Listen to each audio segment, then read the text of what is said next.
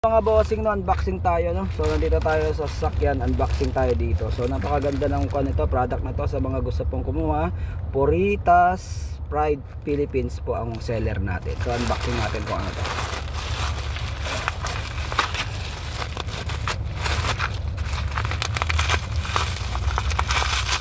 So yan mga bossing, ito pala ay yung isang gamot po natin ay yung folic, no.